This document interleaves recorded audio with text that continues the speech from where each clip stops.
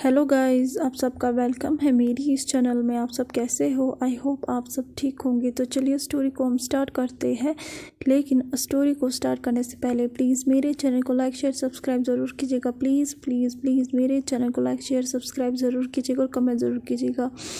और हाँ, आप लोगों ने जो है जैनी के जो है स्टोरी के बारे में ज़्यादा डिमांड की है, तो मैं ट्राई ज़रूर करूँगी कि मैं इसके बाद जो है जैनी का ही स्टोरी लेके आऊँ। तो तब तक हम इस स्टोरी को कंटिन्यू करते हैं, जो कि इसी हफ्ते ख़त्म हो जाएगी। तो पिछले पार्ट में हमने देखा था कि जैन जो है वो अपनी आंट की जो है फ़ाइल को पढ़ रहा था, उसके बाद उसे बंद कर देता है। अब उसके आगे पूरे टाइम जैन जो है वो अपनी आंट की प्रेगनेंसी के बारे में सोच रहा था, उसके हेल्थ कंडीशन के बारे में सोच रहा था और वो बहुत ज़्यादा परेशान हो चुका था। उसे बहुत ज़्यादा हर्ट महसूस हो रहा था कि उसकी फैमिली ने उस टाइम पे क्या किया होगा। और अब वो फिर से फ़ाइल जो है अब पढ़ने लगता है और अब जो है वो पढ़ता है कि जो लू थी, जब वो 9th मंथ की प्रेग्नेंट हो चुकी थी, वो सडनली गायब हो गई थी। और जो जियो मेंशन है उन्हें जो है पता चल चुका था कि जियो लू वहाँ नहीं है। वहाँ के जो मेड है उन्होंने रूम को चेक किया था और उन्होंने मिस्टर जो है यूनमैन और मिस्टर फैंगमिन को बताया था कि उनकी डॉटर कमरे में नहीं है। तो सब लोग जो है उसे सर्च करने लग गए थे। अचानक से जो है उन्हें पता चला कि वहाँ पे उनके जो है एक गाड़ी मिस है। उसका जो ब्रदर और फादर था जियो लू का, दोनों जो है घबरा जाते हैं, क्योंकि एक तो उसकी जो मेंटल कंडीशन थी वो ठीक नहीं थी, सेकंड वो प्रेग्नेंट थी। इस वजह से वो अभी अपने ना ही डॉटर के लिए और ना ही उसके अनबॉर्न बेबी के लिए कोई रिस्क लेना चाहते थे। वो दोनों जो है वो निकल ही रहे थे, जियो को ढूंढने की आवाज़ सुन रहे थे रोने की, जो कि अभी लेबर पेन में थी। तो दोनों को समझ नहीं आ रहा था कि कौन कहाँ जाए। तो जो यूनमैन है वो फैंगमिन से कहता है कि तुम जो है अपनी बीवी को हॉस्पिटल लेके जाओ और मैं जियो लू को ढूंढने जाता हूँ। तो फैंगमिन जो है वो एक्सेप्ट करता है, क्योंकि उसके पास कोई ऑप्शन नहीं था। तो वो अपनी वाइफ को जो है हॉस्पिटल लेके जाता है। दूसरी तरफ यूनमैन जो है वो अपनी बेटी को ढूंढने लगते हैं और फाइनली वो उसे मिलती भी है उसकी गाड़ी, और वो उसे जो है फॉलो करने लगते हैं। सडनली वो देखता है कि एक हैवी ट्रक जो है वो जियो लू की तरफ आ रही है और वो देखता है कि उसने जो है जियो लू की कार को हिट भी कर लिया है, वो भी फुल स्पीड से, जिस वजह से जो पूरी गाड़ी थी वो क्रैश हो चुकी है। अब उसकी जो बेटी है वो बहुत ही ग्रेटली इंजर हो चुकी है। तो वो जल्दी से अपनी बेटी को जो हॉस्पिटल लेके जाता है उसे बचाने के लिए, और डॉक्टर जो है बहुत ज़्यादा मेहनत करते हैं कि वो जियो लू और उसके जो है बच्चे को बचाए, लेकिन दोनों में से कोई नहीं बचता है। जब जैन ये सुनता है तो उसकी आंखों से आंसू आने लगते हैं, ये सोच के कि उसकी जो आंट है उसकी डेथ कैसे हुई, कितना पेन सहा है उसके फैमिली ने।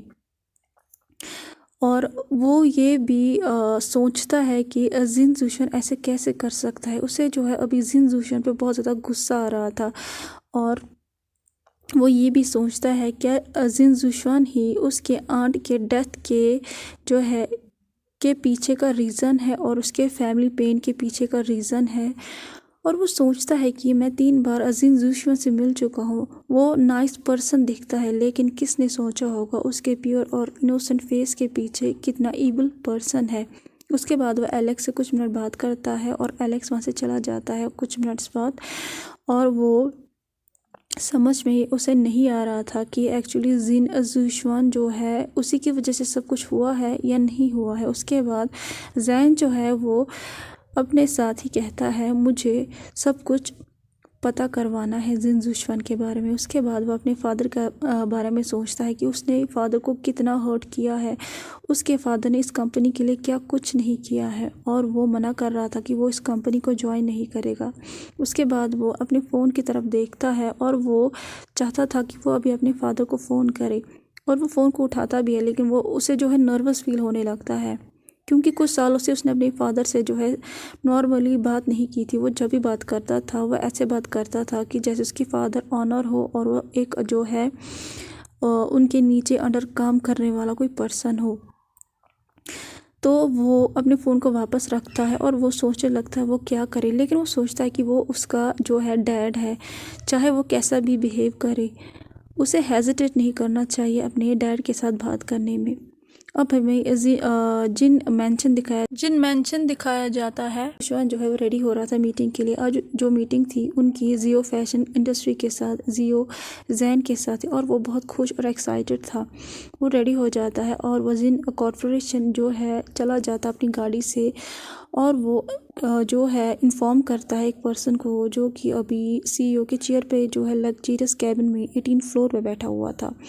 तो वो जिन कॉरपोरेशन में जाता है और फिर वहाँ पे पहुँच के जो है कंपनी में एंटर करता है। फिर 18 फ्लोर पे जाता है। एक ब्राइट स्माइल उसके चेहरे पे थी और वह सीईओ के कैबिन में जाता है और वह जो पर्सन था जो चेयर पे बैठा हुआ था और वो कहता धागे आप यहाँ पे, क्या सरप्राइज़ है। तो जिनजुशवान जो है वो उसे कहता मिंग्याओ, मैं तुमसे मिलने आया हूँ ये कहने के लिए कि मैं आज जियो कॉरपोरेशन में मीटिंग करने के लिए जा रहा हूँ। तो जो मिंग्याओ है वो उसे कहता है लेकिन आपको कोई ज़रूरत नहीं है जाने की, मैं खुद मैनेज कर लूँगा। तो जो जिनजुशवान है वो हंस के उसे कहता है इट्स ओके मिंग्याओ, मुझे हैंडल करने दो, तुम कब तक पूरी रिस्पॉन्सिबिलिटी अपने जो है शोल्डर्स पे उठाओगे, मुझे पता है तुम मुझे स्ट्रेस फ्री करना चाहते हो।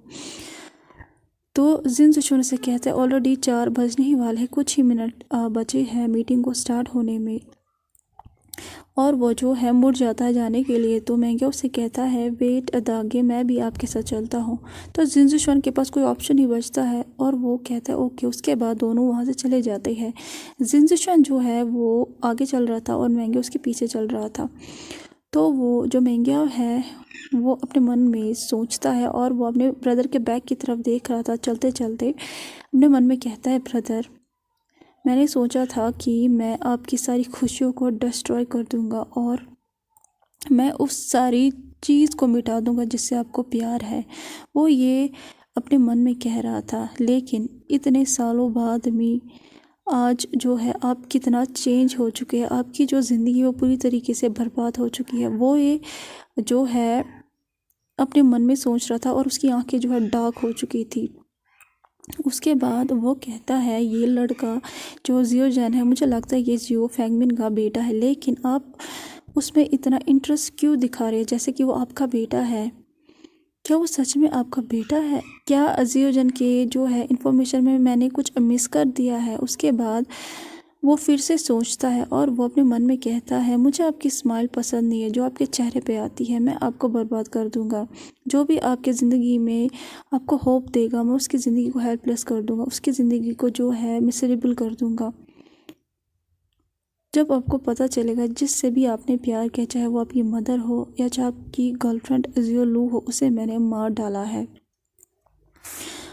उसके बाद वो फिर से अपने मन में जो है सोचता है क्या कनेक्शन है आप में उस बच्चे में, अगर मुझे पता चला तो मैं उस बच्चे को भी नहीं छोड़ूंगा, मैं उसके खुशियों को भी डिस्ट्रॉय कर दूंगा और आपकी खुशियों को भी डिस्ट्रॉय कर दूंगा जो भी बची हुई है दागे।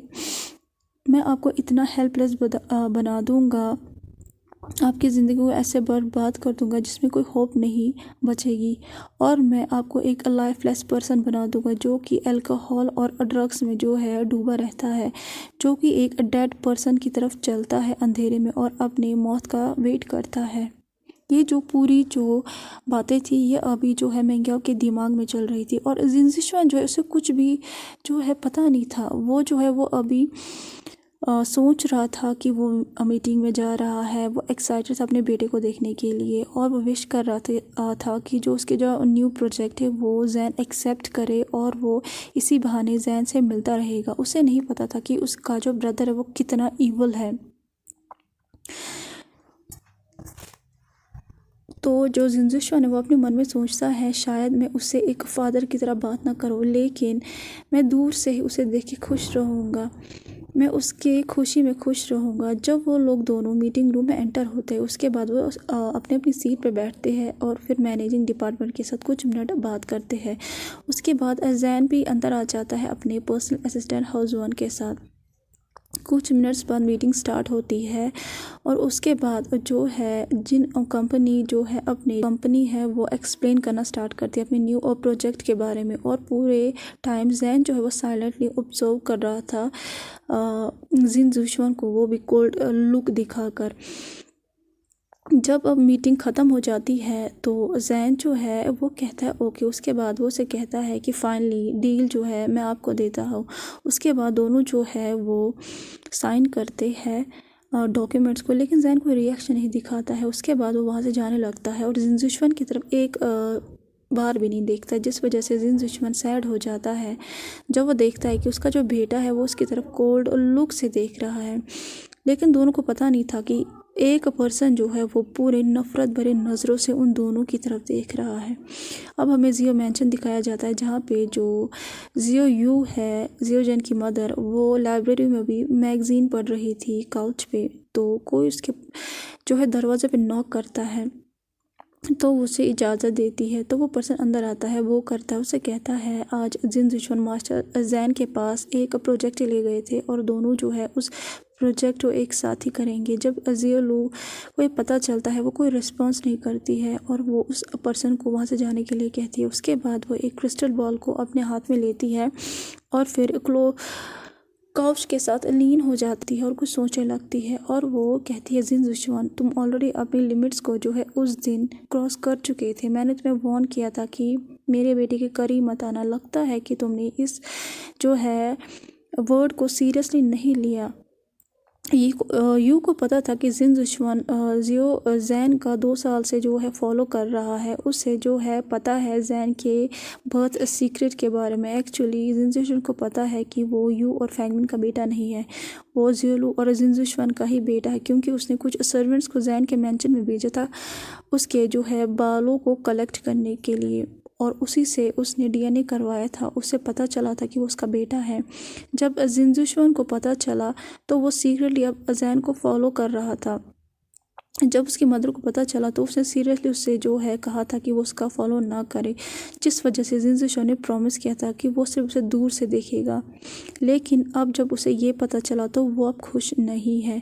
उसे पता है कि जिन दुश्मन प्रॉब्लम नहीं है, क्योंकि उसे पता है कि वो अपना मुंह बंद रखेगा। लेकिन उसे मेंग्यो पे बिल्कुल भी ट्रस्ट नहीं है, क्योंकि उसे पता है मेंग्यो जो अपने सामने अपना चेहरा दिखाता है रियलिटी में वो वैसा पर्सन नहीं है। जब जियो फैमिली को जियो लू के एक्सीडेंट के बारे में पता चला कि वो नेचुरल नहीं है तो उन्हें जो है इनअटेंशनली जो है पता चला कि वो जिन दुश्मन ने ही किया होगा। लेकिन कुछ सालों बाद जो है उन्हें पता चला कि वो इनोसेंट है और उन्हें ये भी पता चला कि जिन शेन जो जिन दुश्मन के फादर है उन्होंने ही अपने बेटे को किडनैप किया था और एक आइलैंड में छुपा के रखा हुआ था, जिस वजह से जियो फैमिली इतने टाइम तक सफ़र कर रही थी। लेकिन उन्हें जो है जिन दुश्मन से कोई मतलब नहीं था। लेकिन उसके बाद यू को पता चला कि जिन शेन भी जो है एक मिसरेबल एक बीमारी से मर गया, जैसे कि उसकी वाइफ मरी थी। तो उसे कुछ जो है अजीब सा जिन फैमिली में जो है लग रहा था। पहले जिन दुश्मन की जो है मदर मरी थी एक इलनेस की वजह से, उसके बाद जियोलो का जो है कार एक्सीडेंट हुआ था और उसके बाद जिन दुश्मन जो है ड्रग एडिक्ट हो गया था और उसके बाद जिन शेन जो है वो हो गया था। अब जो है वहाँ पे मेंग्याओ ही बचा था जो कि उसके मिस्ट्रेस का बेटा था जिन शेन का। तो यू को जो है उस पर शक था। तो वो कहती है कि मुझे जो है डाउट नहीं था पहले मेंग्याओ पे, लेकिन अब मुझे उस पर डाउट है कि वो ही लू के एक्सीडेंट के पीछे है। लेकिन उसे जो है कोई क्लू नहीं मिल रहा था मेंग्याओ के लिए, क्योंकि उसे पता था कि मेंग्याओ कितना स्मार्ट है। तो वो कहती है मुझे जल्दी से जल्दी जो है यू के जो है मर्डर को ढूंढना ही होगा। अगर वो जिन जुशवान का भाई मेंग्याओ ही था और अगर मुझे उसके लिए अगर मुझे जिन दुश्मन की कोई भी केयर नहीं है वो जिए या मरे, लेकिन अगर किसी ने भी जियो जैन को टच किया तो मैं उसे ज़िंदा नहीं छोड़ूंगी। वो सिर्फ मेरा बेटा है, सिर्फ मेरा। अगर किसी ने भी उसे मुझसे स्नैच करने की कोशिश की तो मैं उसे ज़िंदा जला दूंगी। जब जियो यू ये कहती है तो उसका जो चेहरा था वो डार्क हो चुका था और वो उसी क्रिस्टल बॉल को जो है लाइब्रेरी के कॉर्नर में बहुत ज़ोर से मारती है। तो कैसा लगा आज का पार्ट आपको? जैसा भी लगा हो प्लीज़ लाइक शेयर सब्सक्राइब ज़रूर कीजिएगा। प्लीज़ लाइक शेयर सब्सक्राइब ज़रूर कीजिएगा और कमेंट ज़रूर कीजिएगा। प्लीज़ लाइक शेयर सब्सक्राइब ज़रूर कीजिएगा और कमेंट ज़रूर कीजिएगा। Thank you so much, bye bye.